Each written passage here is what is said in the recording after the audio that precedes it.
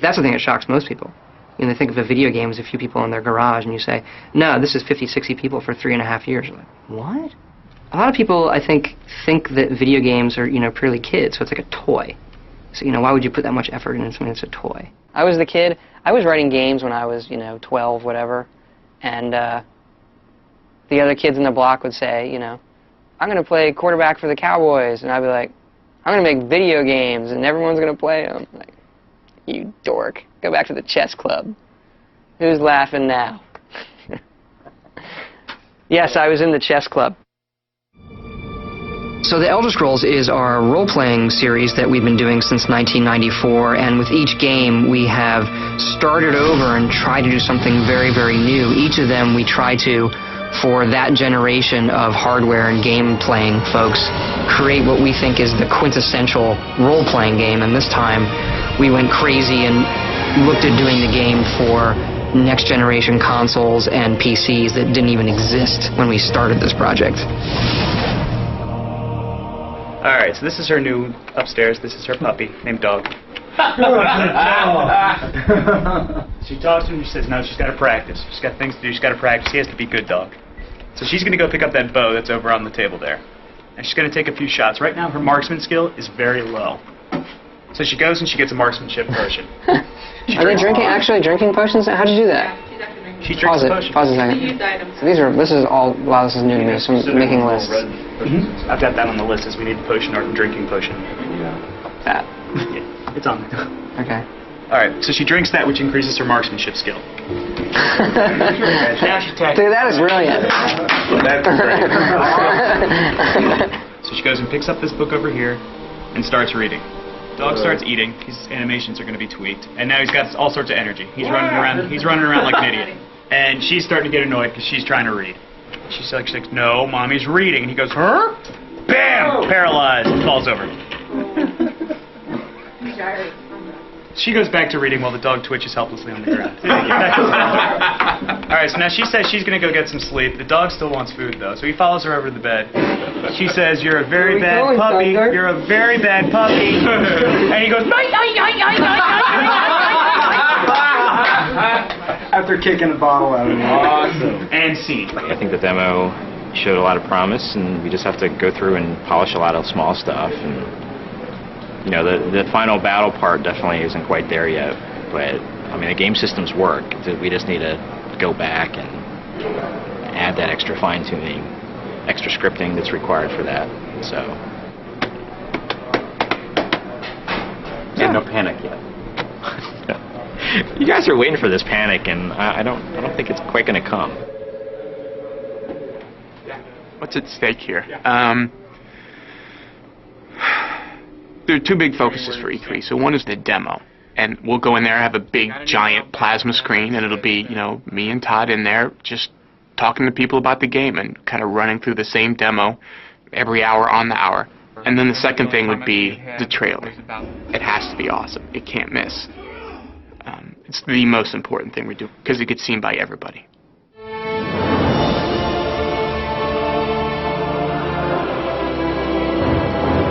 For 65 years I have ruled this empire. Generals and kings have knelt at my command. But a darkness comes. The blood tide rises. These are the closing days of the Third Era. Oblivion is a sword and sorcery epic role-playing game. You know, the things you see in Lord of the Rings or stuff like that. And at its heart, you know, it is this run through dungeons and kill things game. You have all these features and it's all kind of, there's so many things people get attached to, but at its heart, it's run through dungeons and kill creatures and take their stuff and buy bigger weapons and kill bigger creatures. And that's kind of layered in on top of this. Wow, look at these flowers. Can I pick that? You know, it's almost like two things sitting on top of each other. Here's the game, and then here's the virtual world.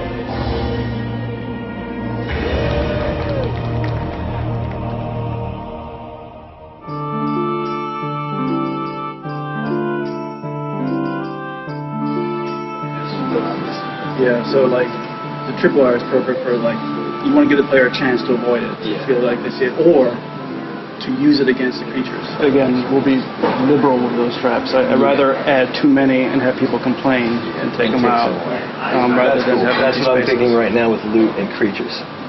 I'm trying to overwhelm it with lots of loot. So that you get more out of the dungeon, because everybody's been saying the argument. You get more in someone's basement than you do in a quest. Well, I'm one of the world artists, but I specialize in the oblivion, plane art, and the lower class. The stuff that's really dirty and dingy and sort of nasty, or the stuff that looks very deadly and scary and somewhat demonic or evil. That seems to be in my comfort zone. In a way that I can go do that stuff far easier than if they asked me to do anything that was nice and beautiful. This is basically showing an overview of what you'd expect a dungeon level to look like. So they're built on a grid system, so that they have an exact fit and match, and you won't see any seams. It's a lot like a Lego set in a way, except far more complex and detailed. And then before you know it, you have this world that you created in your own mind that you can sort of experience and feel the atmosphere and sort of the dread and the scariness of it. And this is where you find your first area that's inhabited by traps. So my goal is, I'm hoping the player will walk over to the treasure chest and walk through all 3 of these zones, therefore setting off all 3 of these traps up here, here, and here. I mean, I live a pretty normal life. I have a wife and 2 daughters, so it's very normal for me. But they exist in that world with me, like they're exposed to the monsters and to the films and all the stuff that I have in the house. I love the undead. I try to use them as much as possible. Just bring in one of these guys, pop them down, and so like this one only has 1 arm, or the other one has no head. I guess I'm sort of a non-conventional sort of person, so that I've always stayed away from the more conservative side of life. So I like the stuff that is far more, I guess, less mainstream. So it wouldn't just follow this route along the path here, but maybe it would take this route, and give it a little bit more lifelike behavior as far as the direction it's going to travel. But also give people questions as to why it's there and what it stands for, because that could be more interesting in what you read into it rather than the literal. What your mind imagines sometimes is far cooler than what the reality is of situations. I know the designers have a long wish list of art that they wanted, but you know what? I mean, if you don't get that unique looking sword, I think we can live with it looking like every other sword in the game. So I'm waiting for Craig to do as usual. Everybody stop coding, I'm going to fix this. Just 2-step. 1 step forward, 2 steps back. Woo-hoo! So I'm going to make everybody turn around and we'll start making some progress.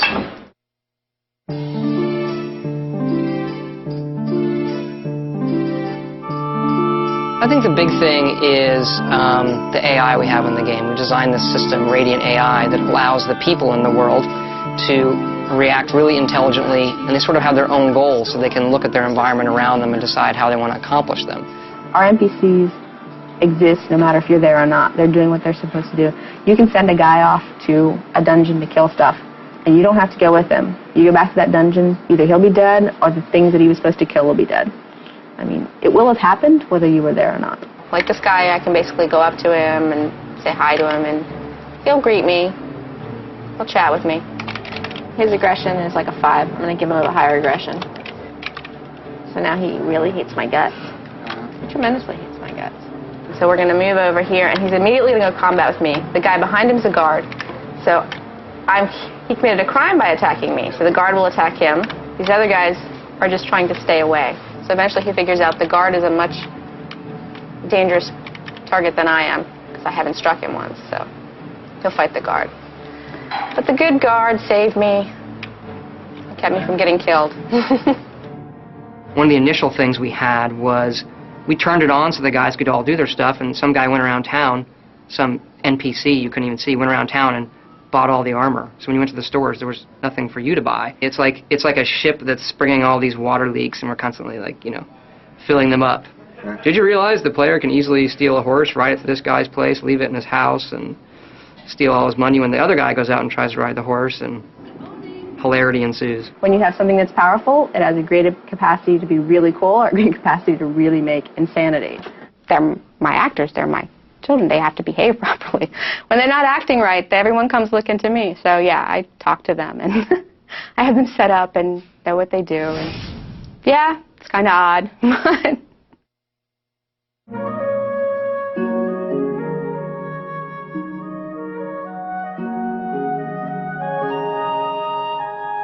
Yeah, I'm the lead artist for Oblivion. I'm a 3D modeler and texture artist for Bethesda Softworks. I work mostly on environmental and city art. Yeah, I mean, I get a chance to really look at every aspect of the game artistically, but primarily I focus on the environments. Well, it originally starts out as me just thinking about things while I'm working. But later on, after I have, some good source images, I'll do a pencil sketch like this that's more defined and something that I can model from. Yeah, I think it's really hard to come up with an interesting idea for something that's evil. It's a lot harder than you think. A lot of times I think it looks really cool, but it's not necessarily scary. Actually, this is kind of the most fun part of the game sometimes, because you're still making up ideas. It might not get in the game, but it's, I don't know, you just get to make up crazy stuff, and it's cool. So we are in Shaden Hall. This is the overhead view in the Elder Scrolls construction set, which we used to build the game. This is where we put in all the houses, the trees, paint all the landscape textures on, everything like that. And then these are our little door markers over here. This indicates that this is a door you can go through. There are a few things that might not look like doors, but they are. Yeah, this well behind the abandoned house might be used for nefarious practices, or it could be a secret door. It's really fun because, we go everywhere to find source photographs. Like, we took a day trip to DC one weekend and we just took tons of pictures of buildings, trying to get the just the right, stone pattern and making sure that we photographed everything we possibly can, just in case. Well, I took the photos I took here, I ended up using for a lot of the Imperial City base stonework. Yeah, so it ends up, looking somewhat boring to you, but, we can take the edges of these stones here on the ground or all the little stains in there and use those and build a whole new wall in the game. Can't get over how much this looks like something in the game. It looks really nice, even like just the top part of it over there. Actually, a hard thing to find generally is just finding nice patterns, just architectural details, just things that we can put into a building to give it some more decoration. A really good example is you can see the coffered ceiling, and I tried to build something just like that in the temple in the Imperial City. So I tried to recreate something very similar to that. It's actually the top of a dome, but I'm using it for the top of an altar instead. So once I add all these different layers into it, it's more like the final texture. We've been able to make this living, breathing city that's like actually there. It's like, man, I totally live here.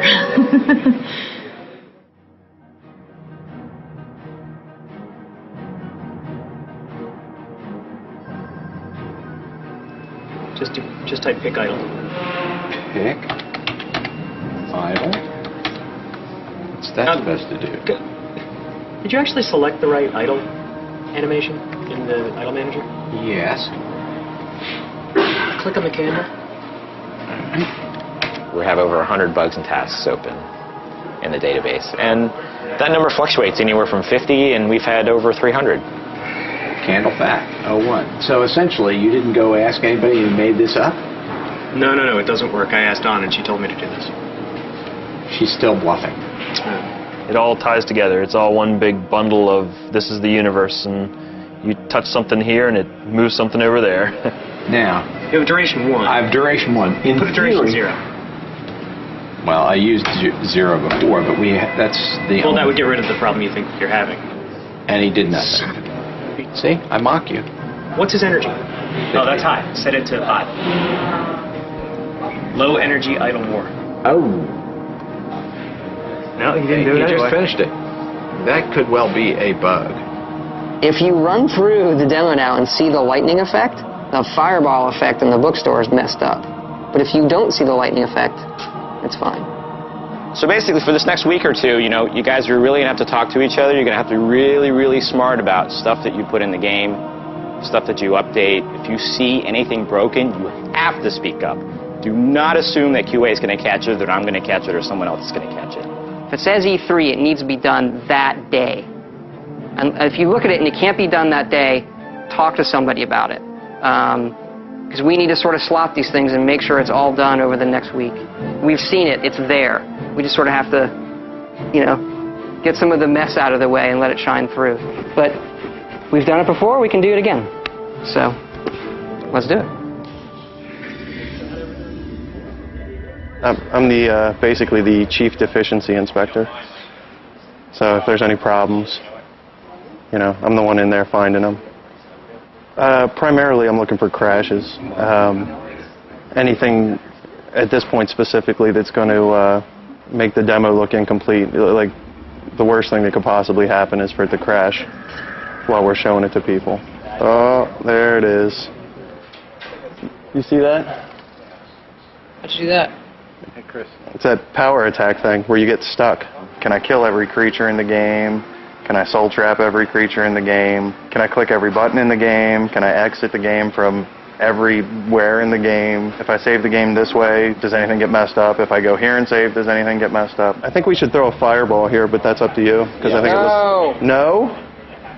Now you've ruined everything. But it looks so cool going down there. Yeah. The beauty of my job is I get to do everything hundreds of times. Minimum 2 times an hour, 10, 12 hours a day, 30 a day all week. Hey, that's like 150 times this week.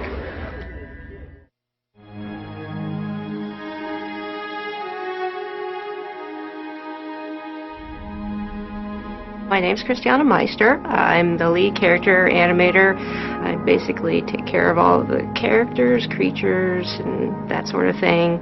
My particular favorite is the horse. You know, you study the skeleton and you know exactly how it should move. You go to biped, and then you just drag a box and create one. Okay, so that doesn't look anything like a horse.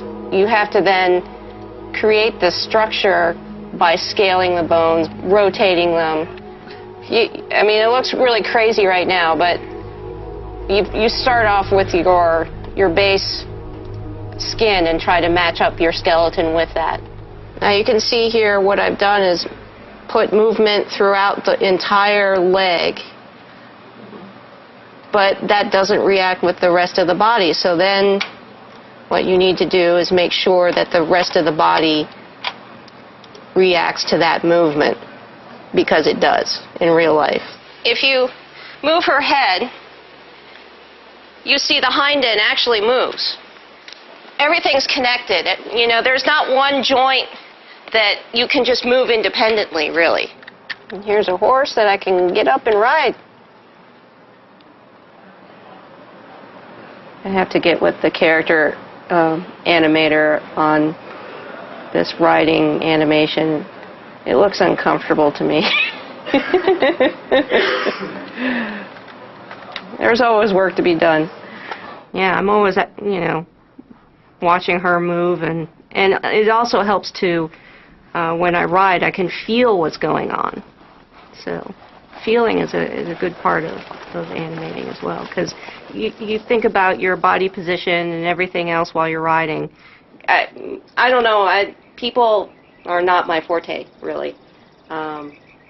I like thinking about the 4 legs instead of 2 legs. I know there are people that are completely the opposite, but I don't know. I find them much more interesting. Yeah, it's fun. With Oblivion, we were really fortunate to get some voice talent that people know to join us for the project, including Patrick Stewart, Linda Carter, Sean Bean, Terrence Stamp.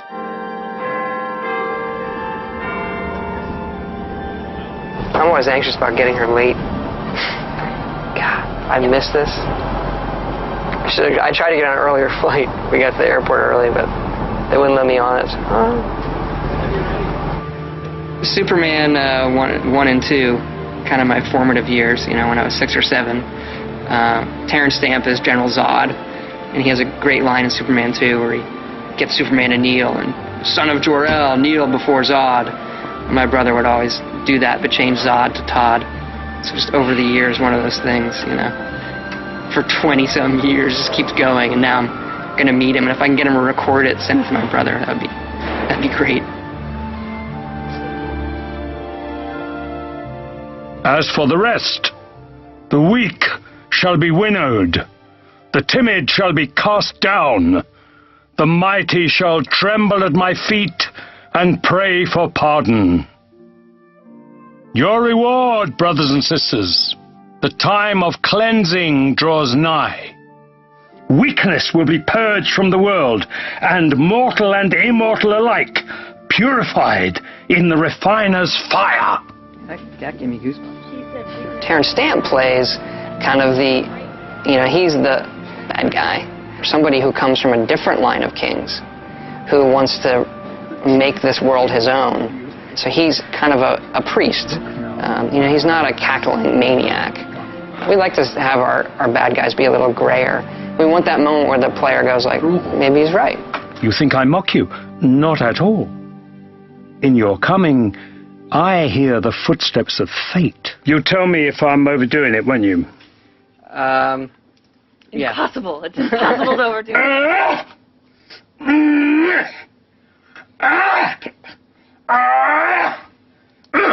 Yeah, it's kind of like he said while we were there, the character just came out of him. It's like a very serious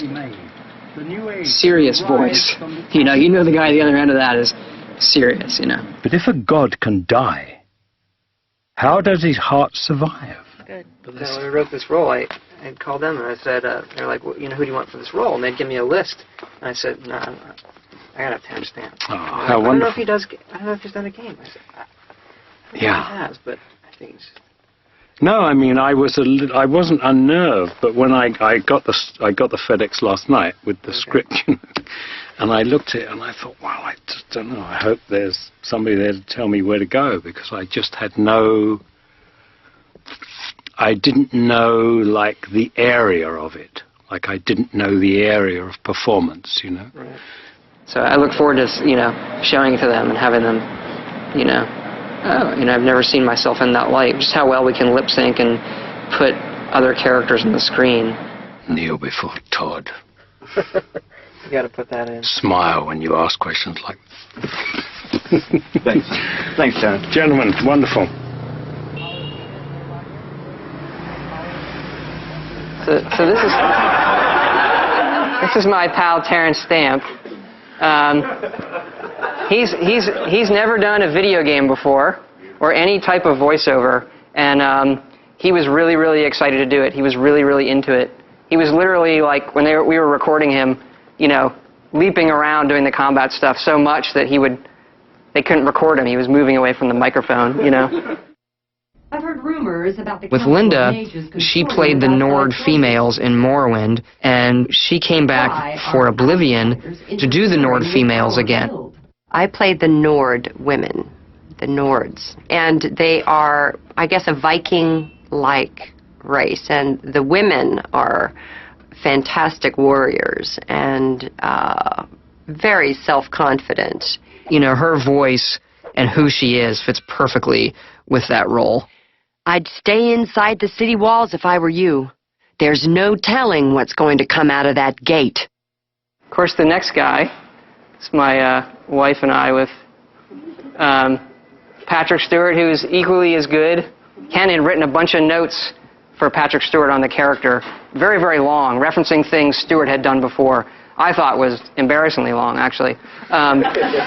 But I forwarded it on here, sent it to Patrick, and Patrick came in and said, I got the notes on the character, and I was sort of like, and he's like, never in my life doing any role have I gotten such detailed notes, and I loved it. I am really intrigued. This sounds really cool. You guys have given this a lot of thought. I can't wait to do it.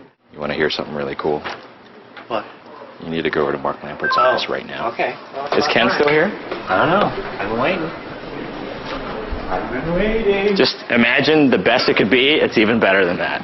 Yeah. I think you want to come over to Mark Lampert's office right now. What is it, good? Where? It's in Mark's room, the sound room. On my way. I was born 87 years ago. For 65 years, I've ruled as Tamriel's emperor. But for all these years, I've never been the ruler of my own dreams. He was selling the product like, a reverend standing in front of his flock, which is exactly the tone I wanted. I mean, Patrick Stewart. This is the unedited stuff. Generals and kings have knelt at my command. That's such a cheesy line. That sounds good when he says it. Generals and Kings line? That's what I said every time I heard Make Our Camera Tides rises. It's like all the stuff that sounded so cheesy. These are the closing days of the Third Era. And the final hours of my life. I don't know, like, if we could have picked, there's another actor we could have picked who I'd be happier to write dialogue for. Like, seriously, like, I geeked out over Star Trek for years. You know, it was on while I was in college. We literally, all my friends, I would sit around, we'd watch Star Trek and drink beer and act like idiots. I don't have a picture of my wife in my wallet right now, but I've got Patrick Stewart in my wallet. So, there's no better actor as far as I'm concerned. Like, I get to say I wrote dialogue for Patrick Stewart. Yeah, I'm happy. Wait, what? Yeah, I got it. This is not a lie. See, my wife will not be happy, but I have a Patrick Stewart picture in my wallet. Right there. So you guys know our demo machine melted last night? The motherboard's dead? We're never really sure. Could have been a defective motherboard. We could have just been putting too much into it. We weren't overclocking it at all. So I checked out. We're sending it back to the manufacturer, ASUS, and they're going to send us a new one. So right now we have the code changing, we have the data changing, and now our hardware is changing. So the triumvirate of things changing is bad. Better now than next week. Normally, it'll crash to the Windows desktop, and you just start it back up and play it again. Well, this crashed in such a way that they actually had to completely power off the machine and restart it. This happened several times throughout the day, and finally on that last one, it just didn't come back on. By the way, the end of the demo is completely different. If those of you who weren't here on Friday, we changed the ending. It's way more dramatic. Feed me, Lord. You have to do all the kids things. I think it looks cool when I block him. I mean, I think the end is the best part now. And before, for me, it was, the worst part. And now I think it's the best part. I don't know if that's the newness of it. But it's got good, epic fantasy demon stuff at the end, which I think the kids like.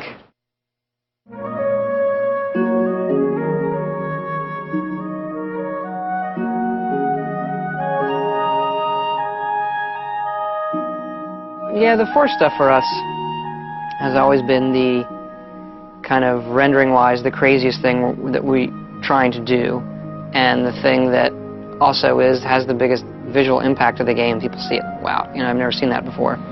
Usually when building a scene like this, I start out by placing the rocks. I sort of look at the lay of the land, which is generated first, and then I try and pick out spots where a rock might naturally occur. I've got this big one here. So, I would just take a big rock like this and plop it down, sink it to an appropriate height, and then I'll go and add like little satellite rocks around it to try and create a feel that there's some natural erosion going on. Came out looking for source textures for some of the surfaces in the game, specifically terrain textures and like pictures of the ground, things like that. It's really tough to find images like that online, for those purposes anyway. With a rock, a lot of the visual impact is going to boil down from the texturing, from the coloration in it, and then using like shader techniques to try and get the shine and sheen and the cragginess to it, like how the lighting splays across it. This color and texture is perfect for some of the textures that we were trying to recreate in the game. I mean, obviously the moss in general is mostly green, but there's lots of other little details here that really help make the textures more believable. There's lots of other little browns in here, lots of little highlights in the green, and just other little random bits of nature. I've always obsessed over natural foliage and just greenery in games in general. For some reason, I think that's really cool. It's just not something that you normally see, and I definitely think it's a fun environment in a game to play in. You think about all the leaves individually, they're probably pretty close to the same color, but you see them all in a scene like this. There's so much contrast and play of light. In the foreground here is an example of some of our grass that we have in the game. So we've got some ivy in here and some tall grass. Further on, I think there's some sort of generic forest weed types of plants. They really add a sense of movement and life. Like, it really makes the ground feel much more organic than this flat, textured surface might. There's kind of a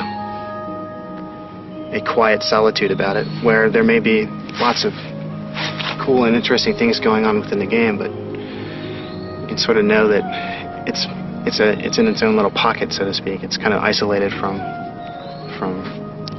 reality around you. It's really nice when they're cluttered with lots of interesting things that fool you for a second into thinking that you're in a real world. Well, it's Thursday now, Thursday morning, and E3 starts next Wednesday. However, the computers need to be shipped out and they need to arrive there by next Monday, so we basically have until tomorrow afternoon before we basically have to stop work. The machines get packed up and they get shipped off. We're on schedule. It's taken all late nights, deep into the mornings the last 2 weeks, but looks good, looks good. Okay, I'm a little under the weather, so I'm going to try to get through this, but if my voice dies, bear with me. We built Oblivion from day one to be a next-generation game for both the PC and the Xbox 360. We've always tried to make our worlds come alive visually, but Oblivion takes this to new levels. Our artists have painstakingly modeled over 9,000 objects. There are 9 main cities in the game and dozens of smaller settlements. Over 1,000 NPCs live in Oblivion, all with their own schedules and jobs. Good morning! Oblivion features over 50 hours of recorded dialogue, all lip-synced in real time. They say the streets run red with blood, and the Daedra will soon overtake the entire city. The voices fill half of the game's DVD. Please, come on upstairs with me.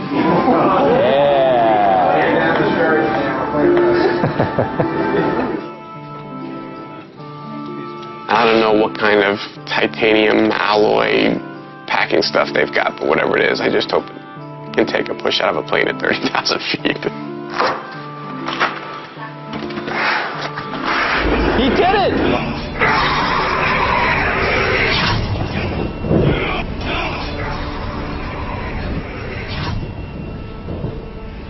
Now I just need to make sure that works all day. If you do not have any red buttons, If they don't like it a lot, I'll be really disappointed. It's all about meeting expectations.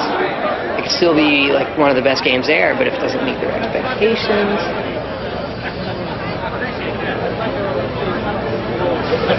Time we start? Oh, right now it's 7:10, and we were supposed to be starting the Microsoft event in 5 minutes, but that's not going to happen. So we're just hanging out, waiting to meet up with some folks, and we go get something to drink and go watch them put our trailer up in front of thousands of people. I mean, I'm really looking forward to it. It's an awful lot of work to get to this point. I mean, we haven't seen it on a freaking movie screen, so we have no idea how it's going to look. Well, we know it looks really good on a 61-inch TV, but on a movie screen. But if it looks as good as we know it can, and if it's and if the response is really awesome, I mean, I think it probably may be the greatest professional moment of my life. So how about this? How about a brand new, full-featured, next-generation role-playing game in the launch window? Morrowind was one of the best-selling role-playing games ever on the Xbox. The sequel to this incredible game is called Elder Scrolls IV: Oblivion. It promises to feature one of the largest open-ended worlds ever created for a video game. It also includes thousands of characters that are governed by groundbreaking AI. These characters eat, sleep, and complete tasks all around the clock. And they make their own choices based on what's going on in the world around them. Welcome to the world of Oblivion.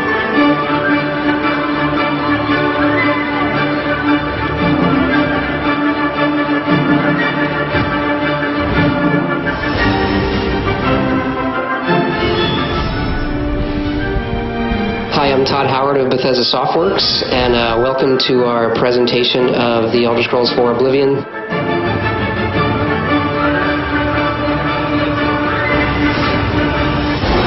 This game looks unbelievable.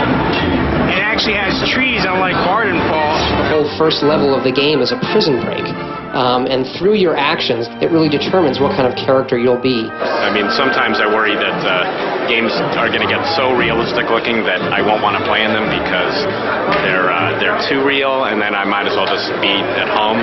Only this was a pretty good case for hyper-realism because the forest was gorgeous.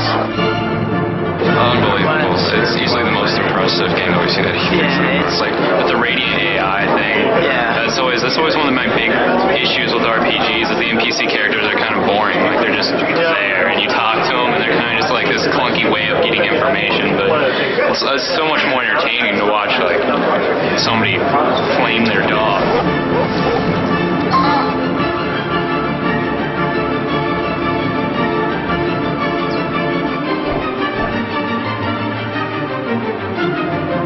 Oh my God, have you seen our booth?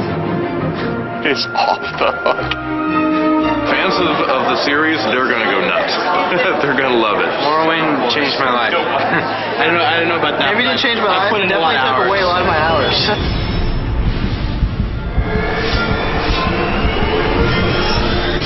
We look back at what people really liked about role-playing in the first place. The setting, the action, the heroism.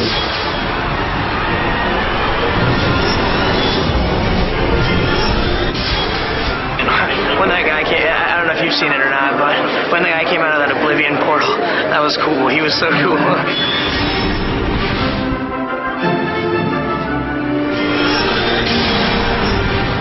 They do have a very unique sort of little setup there, doing titles that take a long time, that have a distinct story, and they've really resonated with fans over the years. I totally love the storyline as it is, and like the way it develops is like just so good. And as you know, if it's an Elder Scrolls game, people are going to go.